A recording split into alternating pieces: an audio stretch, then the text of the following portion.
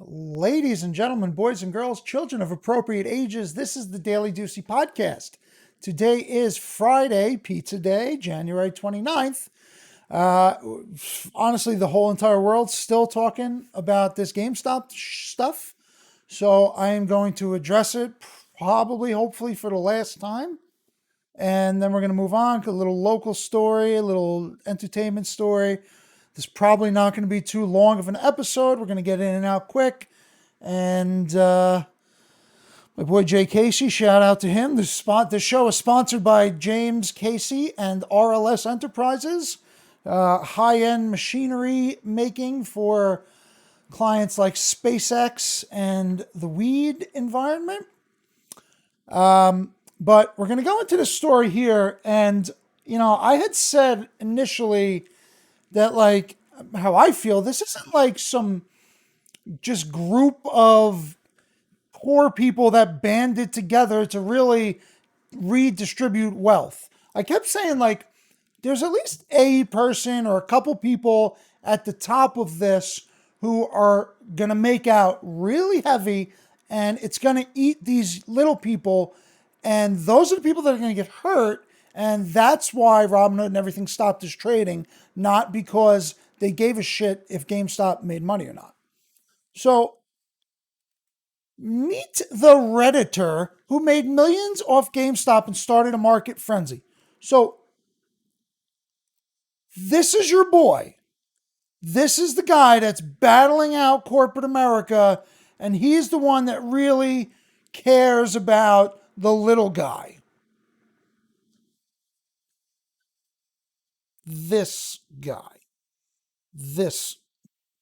That guy. I don't know.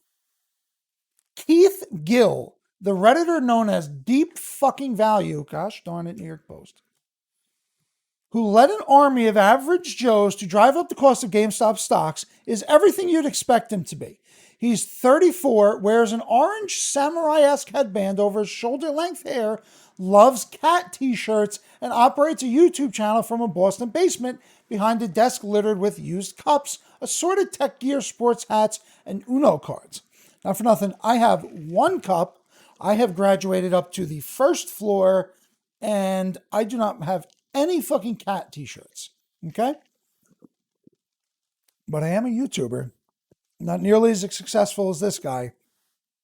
And he was pretty successful in this fucking scam as far as I see it. Again, I'm not a financial advisor. I don't know shit. So take it with a fucking grain of salt. If you'd like, whatever. In a recent interview with the Wall Street Journal, which I am shocked that this guy like really just kind of, I guess since he was outed on YouTube anyway, so like they knew who he was anyway. I didn't expect this. Gill, a dad of two and new king of the Reddit page Wall Street Bets, told Wall Street Journal in an interview published Friday. The story is so much bigger than me. This fucking guy with fucking cat t-shirt. This is your boy. Everyone who's fighting against the government now, this is your boy. Gill, who until recently had a day job for a life insurance company, is the force that fueled the GameStop roller coaster that thrust hedge fund billions of dollars into the red and bloated a flailing video game company destined for blockbuster infamy well beyond its actual value. Gill, now a pseudo-celebrity who's caught the attention of Congress, the Federal Reserve, and likely even the Securities Exchange Commission, has long been a proponent of unloved stocks. He first invested $53,000 into GameStop in June 2019 when shares were around $5 a share.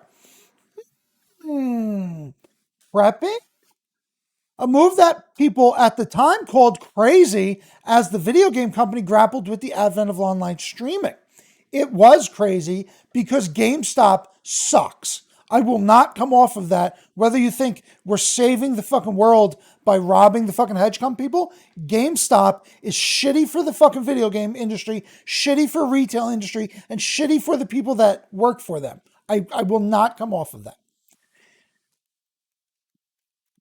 So he held firm, and others got on board, driving the stock higher and higher and setting off the most dramatic short squeeze in recent history. Your steady hand convinced many of us. Yeah, these are fucking corny. I hate when they like. It's become a thing now where news sources just quote random people on Twitter and fucking Reddit and shit like that. Like, who cares about these random jerk offs? Gill insists trading was just a hobby and his plan wasn't to take down the establishment or see his life flipped upside down overnight, but he does welcome the influx of cash. I always wanted to build an indoor track facility or a field house here in Brockton. Now it looks like I could actually do it. Okay, so here on Wednesday, he posted a screenshot of his brokerage account showing $20 million daily gain on GameStop shares. And in another article, they say he's up to $33 million. So, guess what? Like, I don't know. What does that sound like to you? He set this whole thing up, and I wish I had, maybe this was in a different article, but in a different article, he says, like, well, I disagreed that, that GameStop was a bad company and that they felt, it was a local Massachusetts article, and that he actually made statements saying that GameStop was a good company and that they, with the new consoles coming out, it should be a higher up, which it's just horse shit. GameStop blows. Again and again, GameStop blows. So I'm not a financial guy. I'm definitely not getting into the weeds of finances and shit like that. But one thing that did kind of catch my attention, because I was looking to read the Wall Street Journal article for free, but so I found this and a local Massachusetts article. Now, he's made so say he had initially invested 50 grand. He's up to 33 million now.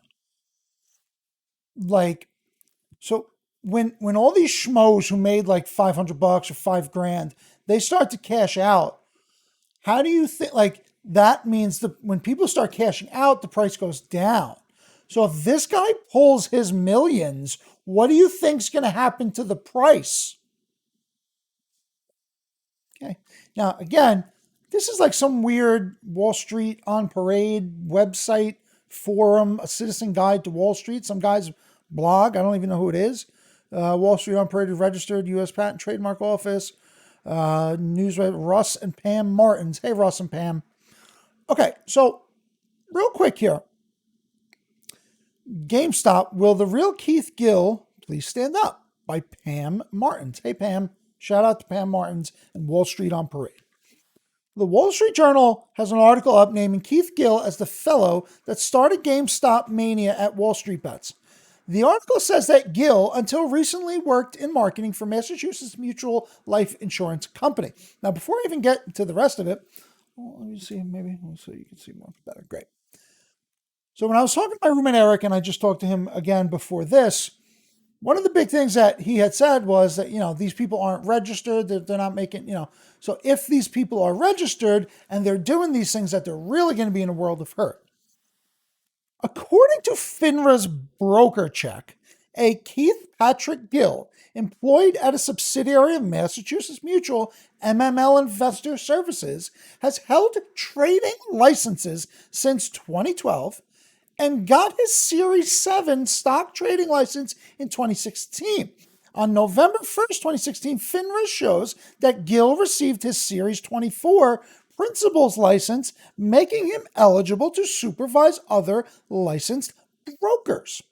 FINRA also shows that Gill has worked for 3 trading houses since 2012. Could there be 2 Keith Gills working for Mass Mutual? Asks Pam Martins. Yes, there could, but it would certainly behoove the Wall Street Journal reporters to revisit their reporting. If a guy who started the GameStop mania has passed a multitude of trading exams showing his knowledge of exactly what constitutes market manipulation, this is a whole new ballgame. Yeah, again, I don't really know dick about this, but it seems, doesn't it seem a little too good to be true? Like Trump was a little too good to be true. I had people tell me these stories that, the fucking military is going to take over, that the military picked Trump because they knew the satanic people were coming. Maybe. But now Trump's gone and nothing happened. Like, don't you think this stuff is too good to be true? That like you're just gonna make all these millions of dollars off GameStop for the little guy? Because it seems like this is one of those fucking Wall Street guys who basically just fucked one of his other Wall Street guys and used all of the little guys to help him. I don't know. Anywho, the SEC is certainly looking into it, but now they're looking into it on the other side. SEC, according to Cointelegraph, Collen, Kollen, you're an asshole.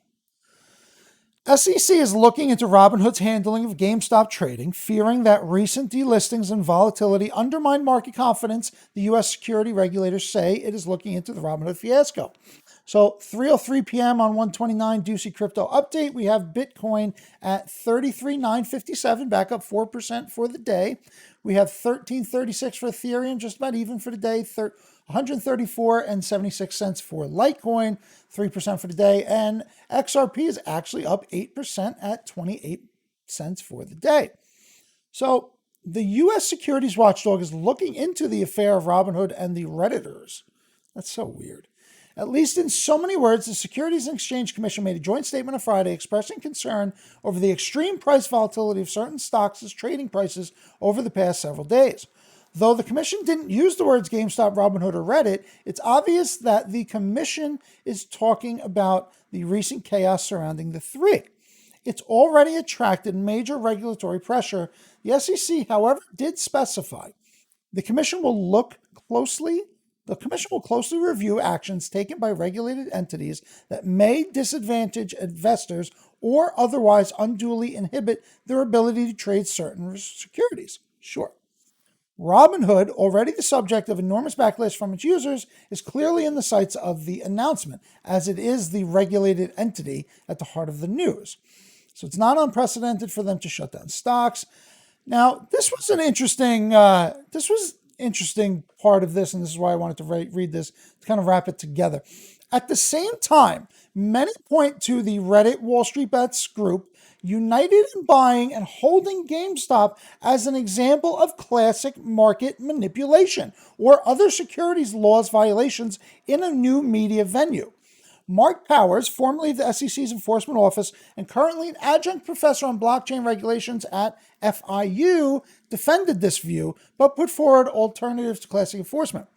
Another way of approaching this issue, rather than going after individuals, is to issue a 21A report as a way of providing guidance to the marketplace that these generally newer investors as to the SEC's views on market manipulation and other laws that may have been applicable to the situation, similar to what they did with the issuance of a DAO involving ICOs in July 2017.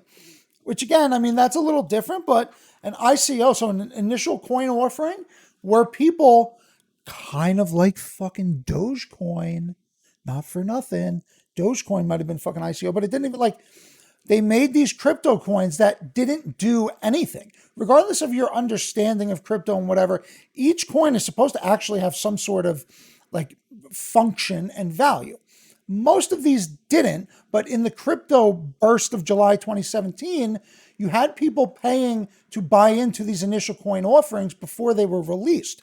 Then they get released and they go to fucking shit when people realize that they don't do anything, and a lot of people lost a lot of money. Powers referring to the SEC's initial entry into initial coin offerings, which refrained from enforcement at the time, but did result in a mass clampdown on subsequent ICOs.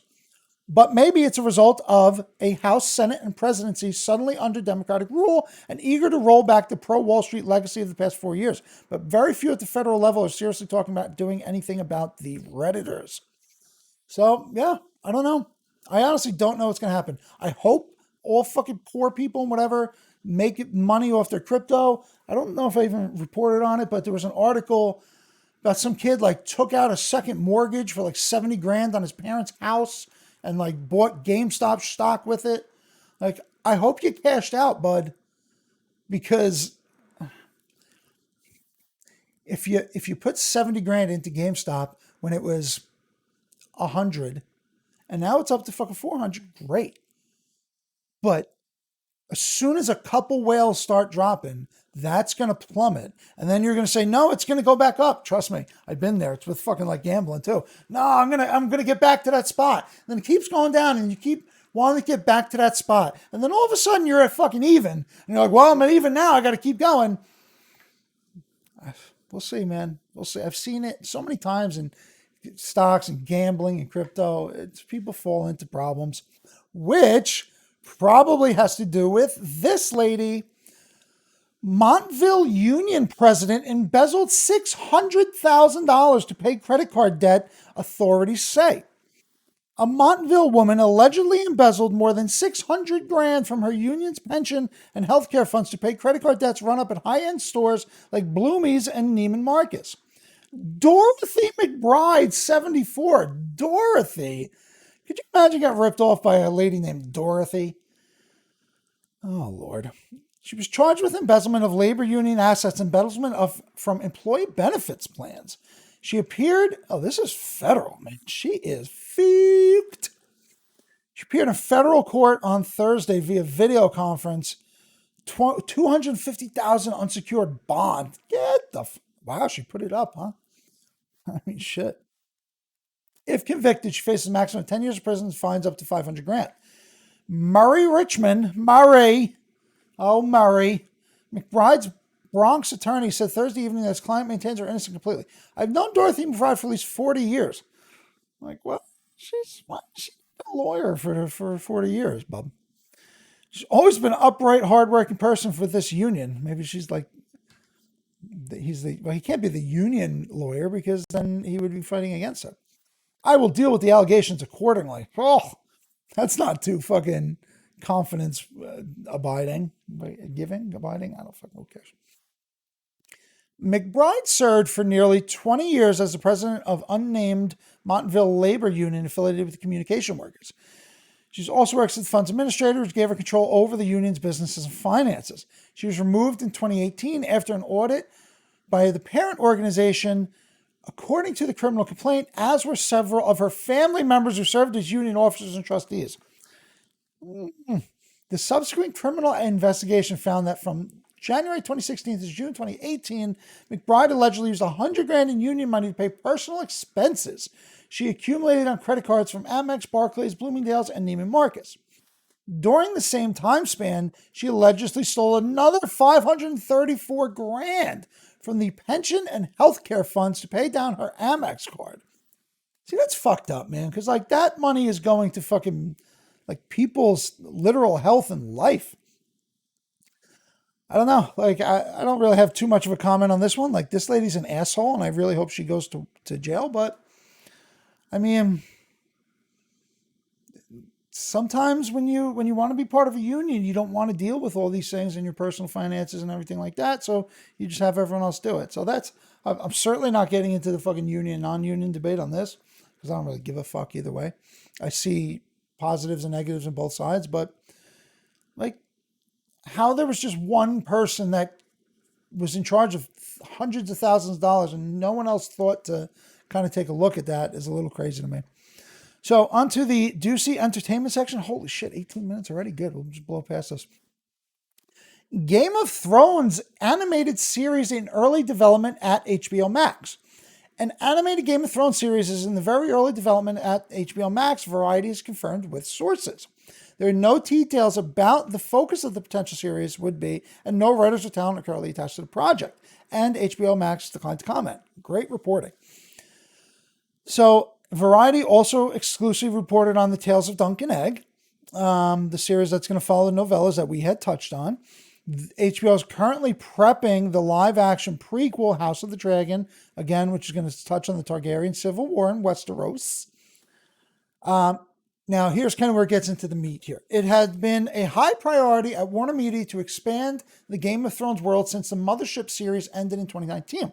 There are reportedly multiple projects set within the world of Westeros that Martin created in the works currently. The fact that the animated series is being set up at streamer HBO Max rather than HBO indicates that Warner Media has plans to turn Game of Thrones into a major media franchise across multiple platforms. So that's kind of the thing here where they're probably going to put Game of Thrones up as something like, the Avengers and the Marvel world, where they're making 18 movies a fucking year and stuff like that. So yeah, we'll maybe eventually at the 17th movie of the Marvel world, we'll find out who, like, Azor Ahai is and stuff like that. So, oh God, John Cena, where? Peacemaker? Oh, keep John Cena, please, away from fucking Game of Thrones, all right? J.J. Abrams. I'll take J.J. Abrams on Game of Thrones. I'll take a little bit of that. Okay, very good. 20 minutes. Thank you, everyone, for watching. We'll be working on some more podcasts again. I've said that fucking 15,000 times. And I actually did record a podcast. I fucked up the audio, so it's my fault. But we have a bunch of other interviews in the works.